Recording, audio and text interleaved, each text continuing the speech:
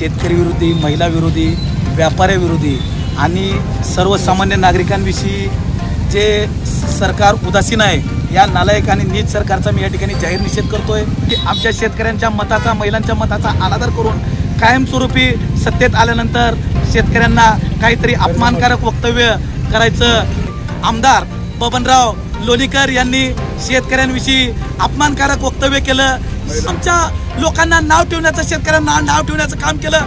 महिलांविषयी बोलायचं झालं, या सरकारनं 1500चे 2100 करतो म्हणले आणि आज काय झालं तर तुम्हाला महिलांना सुद्धा, तुझ्या माईला सुद्धा पैसे आम्ही देतो, एवढा अपमानकारक आणि नीच वक्तव्य नालायक लोकांनी केलंय। शेतकऱ्यांच्या एकजुटीचा या ठिकाणी आपण विचार जर केला तर या सरकारला आपण आपल्या पायाखाली नाही, खेटराखाली नाही तर या जमिनीत काढून टाकलं पाहिजे। बबनराव लोणीकरांचा शिवसेना उद्धव बाळासाहेब ठाकरे पक्षाच्या माध्यमातून आणि लोहारा तालुक्याच्या शेतकऱ्यांच्या माध्यमातून या ठिकाणी जोडेमारो केला आहे आणि बबनराव लोणीकरांचा राजीनामा नाही घेतल्यास आम्ही याच्यापेक्षा तीव्र आंदोलन करू। मुळात हे सरकार जे आहे हे अनैतिक आहे, तेच पैसे दिले ह्याचा खरा अर्थ सिद्ध झालेला आहे।